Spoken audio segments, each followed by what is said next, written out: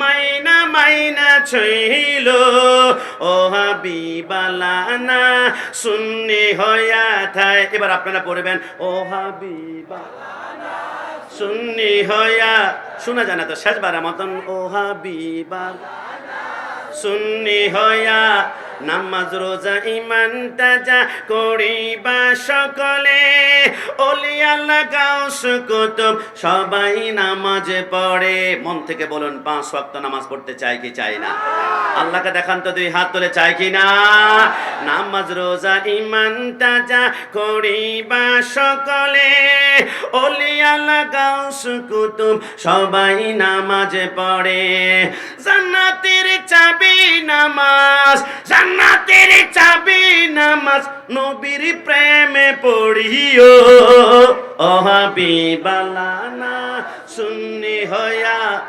তো শেষবারের মতন ও হাবিবালানা সুন্নি হইয়া নবীকে মাটি বলে ও হাবি যারা। নূরুন আলা নূর নবী বলেন আল্লাহ তাআলা। ডান হাত তুলে বলো ঠিক না? নবীকে মাটি বলে ও হাবি যারা।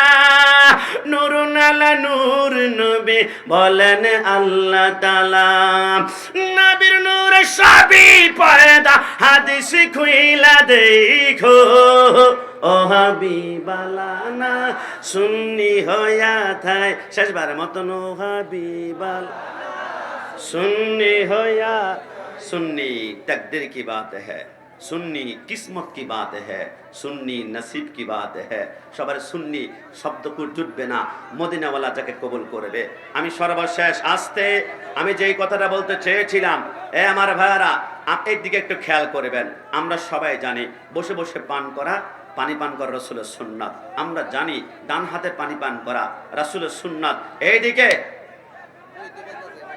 একটু বসবে বসবে বসবে, একটু একটু হেল্প করবো, আমরা এই পাশে একটু হেল্প করবো, কেমন? একটু আমরা সকলেই জানি ডান কাতে শোয়া রাসূলের সুন্নাত। আমরা সকলেই জানি আপনি যখন কাঁচা বাজার করতে যাবেন, কাঁচা মরিচ, ধনিয়া পাতা, অসংখ্য সবজি কিনতে যাবেন, ক্যাপসিকাম কিনতে যাবেন, তখন একটা লাউ যখন আপনার মনের ভিতরে ধোলা দিয়ে লাউটা হাতের মধ্যে নিয়ে কিনবেন, লাউ খাওয়া রাসূলের সুন্নাত। রাসূলের অসংখ্য সুন্নাত আছে, তার মধ্যে আমার রাসূল বলে 3টা জিনিস আমি রাসূল কখনো পছন্দ করতাম না, 3টা খাবার আমি রাসূল ডিসলাইক করতাম, 3টা খাবার আমি রাসূল খেতাম না। নবী কি? নবী আপনি যেটা খান না এটা আমরাও খাবো না, আপনাকে জান্নাতের চেয়ে বড্ড বেশি ভালোবাসি। নবী আমার বলে আমি 1 নম্বরে যে খাবার খাই না এটা হচ্ছে প্রচন্ড গরম খাবার, যে খাবার থেকে ধোঁয়া ওড়ে, গরুর গোশত, খাসির গোশত, হাঁসের গোশত আপনাদের সামনে গরম করে আনার পরে দেখবেন ধোঁয়া এইভাবে ওড়ে। নবী আমার বলে তোমার আঙ্গুল লাগালে গরম খাবাতে তোমার চামড়া পুড়ে যাওয়ার সম্ভাবনা, এরম গরম খাবারটা তোমরা খাবে না, তোমাদের লিভার ফুটো হয়ে ক্যান্সার হতে পারে। কারণ নবী আমার সমস্ত ডাক্তারদের মহা গুরু। একটু জাবান খুলে বলি সুবহানাল্লাহ। নবী আমার বলে 2 নম্বরে আমি রাসূল যে খাবারটা অপছন্দ করতাম, ডিসলাইক করতাম, আমি পছন্দ করতাম না। নবী কি খাবার? নবী আমার বলে সেই খাবারটা হচ্ছে বাসি খাবার। মনে করেন 2 কেজি খাসির গোশত রান্না করেছেন, 1 কেজি দুপুরে খেয়েছেন, আর 1 কেজি মেয়ে আসবে, মেয়ের জামাই আসবে, বড় ভাই আসবে, আপনি রসমলাইয়ের বক্সের ভিতরে ট্যাপ কস্টিপ মেরে দিয়ে আপনি ডিপ ফ্রিজের ভিতরে ঢুকায় রাখলেন, 1 মাস পরে আপনি খাবারটা নামিয়েছেন। বিজ্ঞান বলে কোনো খাবার যখন রান্না হয়ে যায় 12 ঘন্টা পরে ওটার গুণগত মান থাকে না, ক্যালসিয়াম থাকে না, প্রোটিন থাকে না, আমিষ থাকে না। 12 ঘন্টা পরে খাবা, শুধু তুমি ছোবাটা ছাবাবা, জুলগুলা খাবা, ভিতরে এনার্জি পাবে না। কারণ আমার নবী হচ্ছেন আর রহমান আল্লামাল কোরআন, সমস্ত বৈজ্ঞানিকদের মহাগুরু হচ্ছে মদিনাওয়ালা। একটু জবান খুলে বলে সুবহানাল্লাহ। নবী আমার বলে আমার 3 নম্বর ডিসলাইক, অপছন্দনীয় খানা। নবী কি?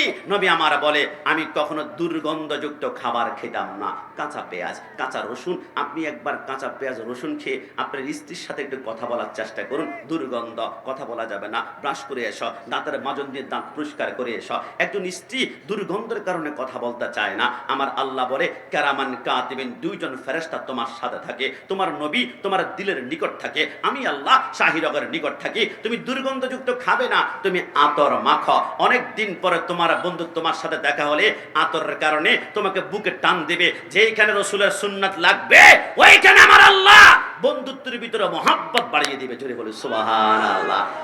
রসুলের হাজার সুন্নাত আছে, কিন্তু আজকে পাড্ডা দরবার শরীফে বলে দিয়ে যায় আল্লাহর মাত্র 2টা সুন্নাত। সুন্নাত মানে আল্লাহ যা আমল করেন, আমাদেরকে আমল করার নির্দেশ করেছেন। আল্লাহ আমল করেন মানে আল্লাহ যা পালন করেন, আল্লাহ যা কাজ করেন, আমার আল্লাহ বলে আমার 2টা সুন্নাত, আমি 2টা বিষয়ের উপর আমল করি। আল্লাহ কি সুন্নাত একটু বলুন না। আমার আল্লাহ বলে 1 নম্বর আমার সুন্নাত যেটার উপর আমি আমল করি, সাল্লু আলাইহি ওয়াসাল্লিমু তাসলিমা, আমি আমার বন্ধুর উপর দুরূদ শরীফ পড়ি, তোমরা আমার বন্ধুর উপরে দুরূদ ও সালাম প্রেরণ করো। একটু জবান খুলে বলি সুবহানাল্লাহ। বাংলাদেশের একজন বক্তা আছে, আমি নাম উল্লেখ করতে চাই, শায়েখ আহমদুল্লাহ। উনি বলে রাসূলকে যদি ইয়া নবী সালাম আলাইকা বলে দাঁড়িয়ে সালাম দিতে হয়, তো আল্লাহকে সালাম দেওয়ার জন্য সুপারি গাছের মাথায় উঠতে হবে। আমি বলেছিলাম গাদ্দারি করেছিস তো, তোর মৃত্যুর অপেক্ষা আমরা করছি। মৃত্যুর সময় চেহারা যদি কুকুরের মতো না হয়, আমি কাশিমি, আমি জীবনে কোনোদিন আপনাদের কিশোরগঞ্জ ঢুকবো না। রাসূল সাথে গাদ্দারি করলে চেহারা নষ্ট হবে। যারা সারা জীবন নবীর দুরূদ শরীফকে ব্যঙ্গ করেছিল, আপনাদের ব্রাহ্মণবাড়িয়াতে এক বক্তার ডান মুখ বাঁকা হয়ে প্যারালাইজড হয়ে গিয়েছে। নবীর সাথে গাদ্দারি করলে তার মৃত্যু হবে শুকুর এবং কুকুরের মতো। ডানা হাত তুলে বলা ঠিক না?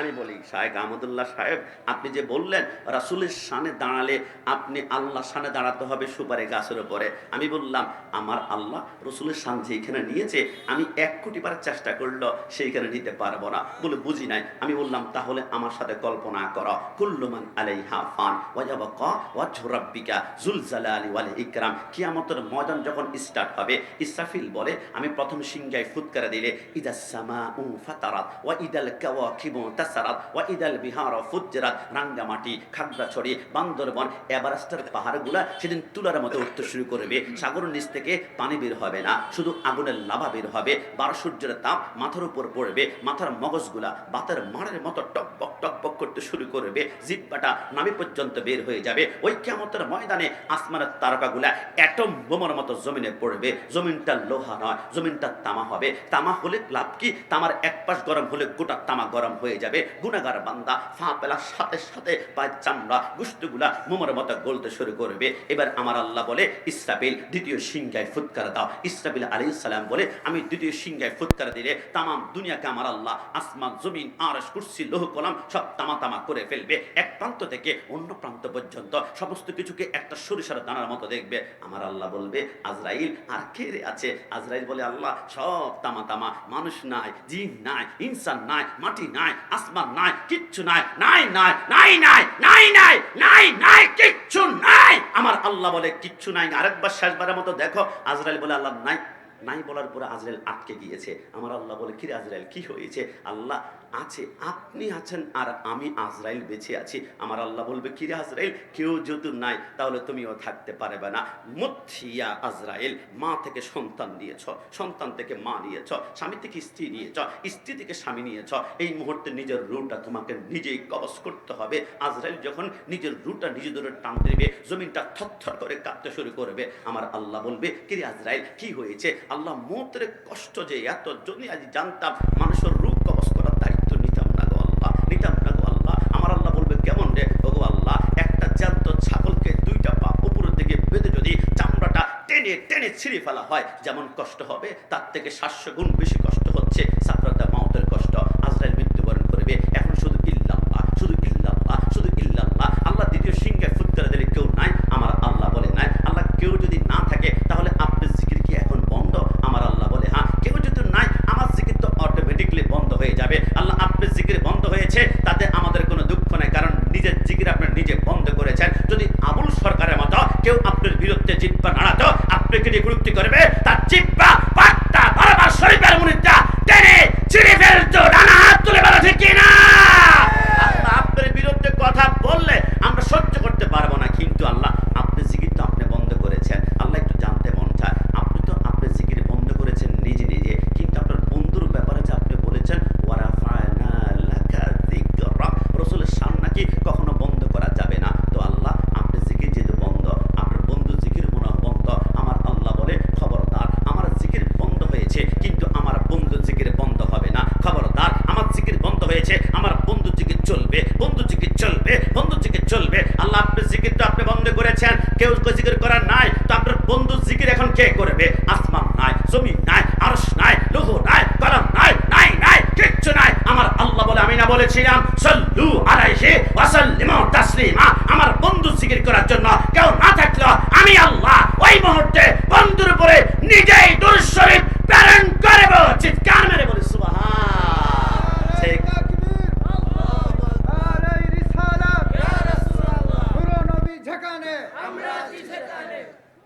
এই জন্য আমরা বলি, তাম দুনিয়া চেষ্টা করলো রসুলের শান দূরের কথা, আমেরিকার ডোনাল্ড ট্রাম্প, রাশিয়ার ভ্লাদিমির পুতিন, ভারতের নরেন্দ্র মোদী, গোটা পৃথিবী চেষ্টা করলো রসুলের শান কখনো বন্ধ করা যাবে? জবান খুলে বলতে হবে যাবে। তবে ওই নবীর পক্ষে কথা বললে আপনাকে বদনাম হতে হবে। এই যুবক, কষ্ট নিবা না। একটা কিশোরগঞ্জের একটা ছেলে যদি একটা মেয়ের সাথে প্রেম করে, ছেলের মাথায় অসংখ্য বদনাম নিতে হয়। তুমি এটা বুঝো যে একজন নারীর সাথে প্রেম করলে মাথায় কলঙ্ক নিতে হয়। আজকে থেকে এটাও লিখে রাখো, মদিনাওয়ালা নবীর সাথে প্রেম করতে হলো মাথায় বদনাম নিতে হবে। বিদাতি বিদাতি বিদাতি। নবীর সাথে প্রেম করলে বদনাম নিতে হবে মাজার পূজারি, মাজার পূজারি, মাজার পূজারি। নবীর সাথে প্রেম করলে বদনাম নিতে হবে বিরিয়ানি খোর, তাবারক খোর, জিলাপি খোর। কিন্তু আমরা ভয় পাই না। আর আমার নবীর সাথে মোহাব্বতের কানে আমার নবীর সাথে প্রেমের কানেকশন লাগিয়েছেন মুফতি গিয়াসউদ্দিন তাহেরি সাহেব। গত বছর তিনার বিরুদ্ধে মামলা করা হয়েছিল। আমি বললাম, ভাই আপনার বিরুদ্ধে মামলা কেন হলো? আমার ভাইজান আমাকে বলে, কাশিমি আমি কেন সুরাওয়ার্দী উদ্যানের ডান হাত তুলে ইয়া রাসূলুল্লাহ বলেছিলাম বাতিলের পাজামা গরম হয়ে গিয়েছে, বাতিলের ঘরে দাউদা করে আগুন জ্বেলে দিয়েছে। আমি বললাম, ভাই কষ্ট নিবেন না, দুনিয়ার কোন নেতা নেত্রীর বিরুদ্ধে মামলা হলে তাদেরকে শেল্টার দিবে র‍্যাব, পুলিশ, আর্মি, মিডিয়া। কিন্তু সুন্নিদের বিরুদ্ধে মামলা হলে আমাদের উকিল হবে মদিনাওয়ালা। ডানা হাত তুলে বলে ঠিক না? সুন্নিরা দলিল দেয় কোরআন হাদিস হতে, বাতিলরা বের হয় ছাগল মাইনা মাইনা ছইল। ও হাবিবালানা সুন্নি হইয়া থাই। এবার আপনারা পড়বেন, ও হাবিবালানা সুন্নি হইয়া। শোনা যায় না তো শেষবার মতন, ও হাবিবালানা সুন্নি হইয়া নামাজ রোজা ইমান তাজা করিবা সকলে। ওলিয়া গাউস কুতুব সবাই নামাজ পড়ে। মন থেকে বলুন, 5 ওয়াক্ত নামাজ পড়তে চাই কি চাই না? আল্লাহকে দেখান তো, 2 হাত তুলে চাই কি না?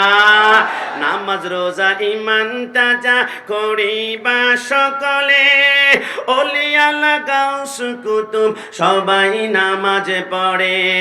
জান্নাতের চাবি নামাজ, জান্নাতের চাবি নামাজ, নবীর প্রেমে পড়িও।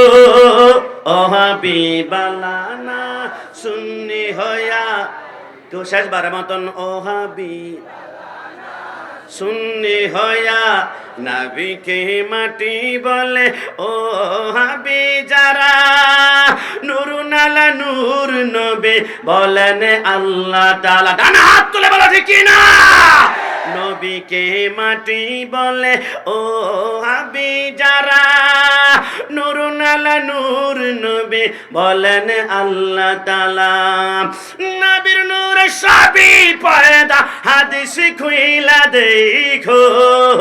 ও হাবিবালানা সুন্নি হইয়া থাই। শেষবার মতন, ও হাবিবালানা সুন্নি হইয়া। सुन्नी तकदीर की बात है, सुन्नी किस्मत की बात है, सुन्नी नसीब की बात है। সবার সুন্নি শব্দকে জুটবে না, মদিনাওয়ালা যাকে কবুল করবে। আমি সর্বশেষ আসতে আমি যেই কথাটা বলতে চেয়েছিলাম, আমার ভাইয়ারা এই দিকে একটু খেয়াল করবেন। আমরা সবাই জানি বসে বসে পানি পান করা রাসূলের সুন্নাত। আমরা জানি ডান হাতে পানি পান করা রাসূলের সুন্নাত। এইদিকে একটু বসবে একটু হেল্প করবো, আমরা এই পাশে একটু হেল্প করবো, কেমন? একটু আমরা সকলেই জানি ডান কাতে শোয়া রাসূলের সুন্নাত। আমরা সকলেই জানি আপনি যখন কাঁচা বাজার করতে যাবেন, কাঁচা মরিচ, ধনিয়া পাতা, অসংখ্য সবজি কিনতে যাবেন, ক্যাপসিকাম কিনতে যাবেন, তখন একটা লাউ যখন আপনার মনের ভিতরে ধোলা দিয়ে লাউটা হাতের মধ্যে নিয়ে কিনবেন, লাউ খাওয়া রাসূলের সুন্নাত। রাসূলের অসংখ্য সুন্নাত আছে, তার মধ্যে আমার রাসূল বলে তিনটা জিনিস আমি রাসূল কখনো পছন্দ করতাম না, তিনটা খাবার আমি রাসূল ডিসলাইক করতাম, তিনটা খাবার আমি রাসূল খেতাম না। নবী কি? নবী আপনি যেটা খান না এটা আমরাও খাবো না, আপনাকে জান্নাতের চেয়ে বড্ড বেশি ভালোবাসি। নবী আমার বলে আমি এক নম্বর যে খাবার খাই না এটা হচ্ছে প্রচন্ড গরম খাবার, যেই খাবার থেকে ধোঁয়া ওড়ে, গরুর গোশত, খাসির গোশত, হাঁসের গোশত আপনার সামনে গরম করে আনার পরে দেখবেন ধোঁয়া এইভাবে ওড়ে। নবী আমার বলে তোমার আঙ্গুল লাগালে গরম খাবাতে তোমার চামড়া পুড়ে যাওয়ার সম্ভাবনা, এরম গরম খাবারটা তোমরা খাবে না, তোমাদের লিভার ফুটো হয়ে ক্যান্সার হতে পারে। কারণ নবী আমার সমস্ত ডাক্তারদের মহাগুরু। একটু জাবান খুলে বলে সুবহানাল্লাহ।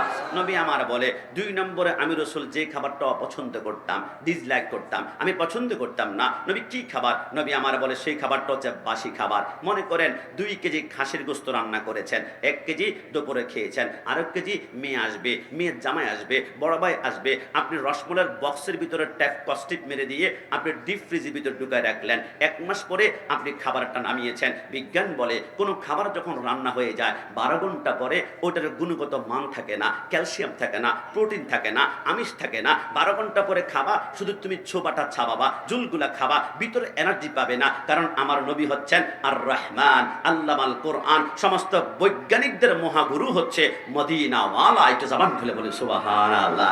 নবী আমার বলে আমার 3 নম্বর ডিসলাইক, অপছন্দনীয় খানা। নবী কি?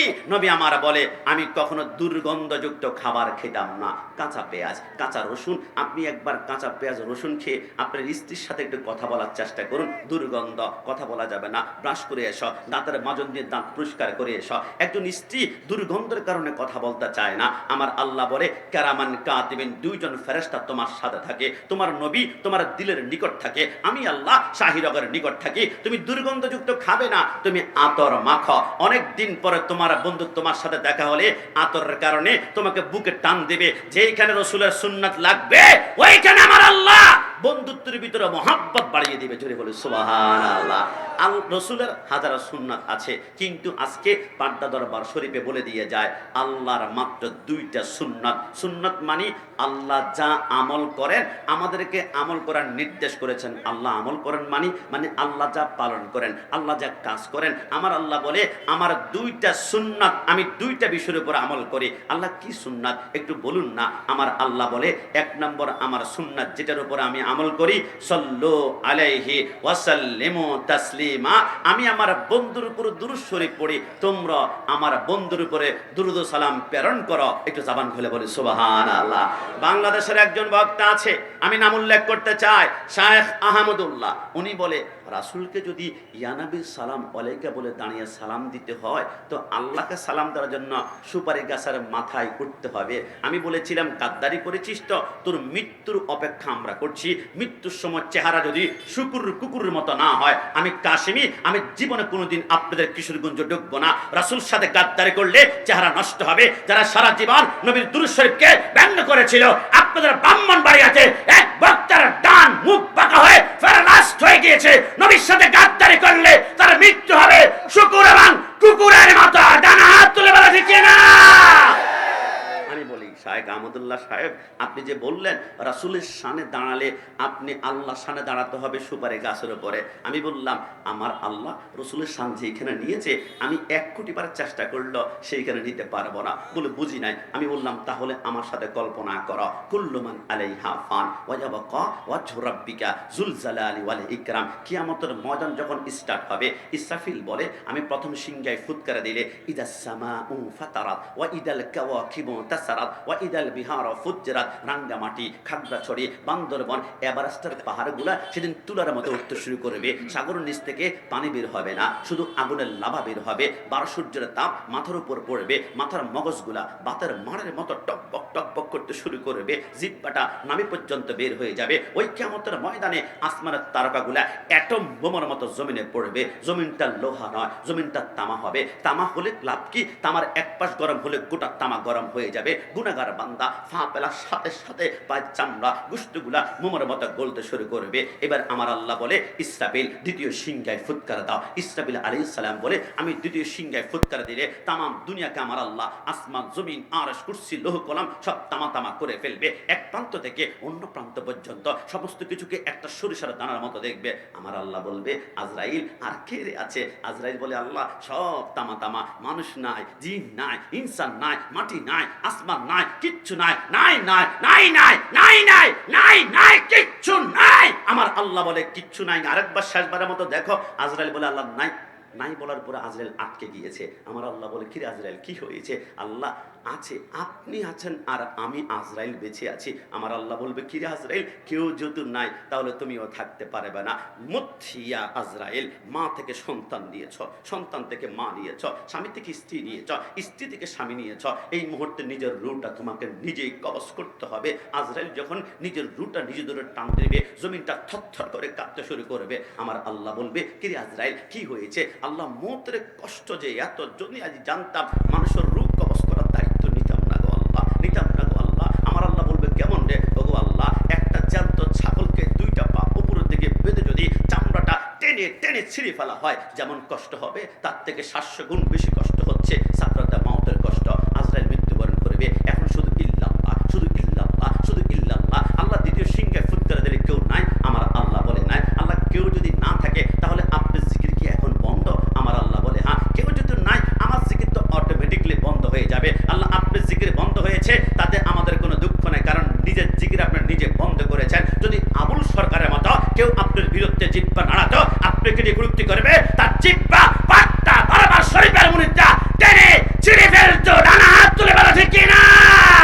আল্লাহ আপনার বিরুদ্ধে কথা বললে আমরা সহ্য করতে পারবো না, কিন্তু আল্লাহ আপনি জিকির তো আপনি বন্ধ করেছেন। আল্লাহ একটু জানতে মন চায়, আপনি তো আপনার জিকির বন্ধ করেছেন নিজে নিজে, কিন্তু আপনার বন্ধুর ব্যাপারে যে আপনি বলেছেন ওয়ারাফা'না লাকা যিকরা, রাসূলের শান নাকি কখনো বন্ধ করা যাবে না। তো আল্লাহ আপনার জিকির যেহেতু বন্ধ, আপনার বন্ধু জিকির মনে বন্ধ।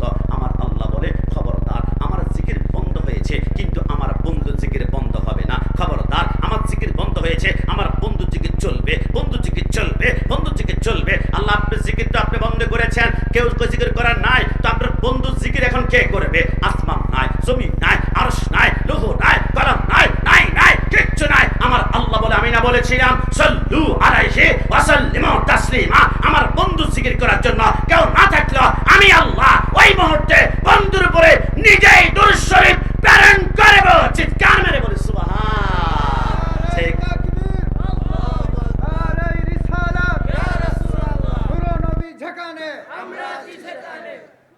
এই জন্য আমরা বলি, তাম দুনিয়া চেষ্টা করলো রসুলের শান দূরের কথা। আমেরিকার ডোনাল্ড ট্রাম্প, রাশিয়ার ভ্লাদিমির পুতিন, ভারতের নরেন্দ্র মোদী, গোটা পৃথিবী চেষ্টা করলো, রসুলের শান কখনো বন্ধ করা যাবে? জবান খুলে বলতে হবে, যাবে। তবে ওই নবীর পক্ষে কথা বললে আপনাকে বদনাম হতে হবে। এই যুবক, কষ্ট নিবা না। একটা কিশোরগঞ্জের একটা ছেলে যদি একটা মেয়ের সাথে প্রেম করে, ছেলের মাথায় অসংখ্য বদনাম নিতে হয়। তুমি এটা বুঝো যে একজন নারীর সাথে প্রেম করলে মাথায় কলঙ্ক নিতে হয়। আজকে থেকে এটাও লিখে রাখো, মদিনাওয়ালা নবীর সাথে প্রেম করতে হলো মাথায় বদনাম নিতে হবে। বিদাতি বিদাতি বিদাতি। নবীর সাথে প্রেম করলে বদনাম নিতে হবে মাজার পূজারি, মাজার পূজারি, মাজার পূজারি। নবীর সাথে প্রেম করলে বদনাম নিতে হবে বিরিয়ানি খোর, তাবারক খোর, জিলাপি খোর। কিন্তু আমরা ভয় পাই না। আর আমার নবীর সাথে মহাব্বতের কানে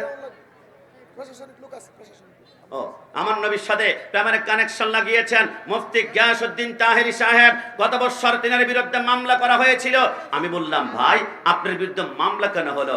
আমার ভাইজান আমাকে বলে, কাশিমি, আমি কেন সোহরাওয়ার্দী উদ্যানের ডান হাত তুলে ইয়া রাসূলুল্লাহ বলেছিলাম বাতিলের পাজামা গরম হয়ে গিয়েছে, বাতিলের ঘরে দাও দাও করে আগুন জ্বেলে দিয়েছে। আমি বললাম, ভাই কষ্ট নিবেন না, দুনিয়ার কোন নেতা নেত্রীর বিরুদ্ধে মামলা হলে তাদেরকে শেল্টার দিবে র‍্যাব, পুলিশ, আর্মি, বিডিআর, কিন্তু সুন্নিদের বিরুদ্ধে মামলা হলে আমাদের উকিল হবে মদিনাওয়ালা। ডান হাত তুলে বলা ঠিক না?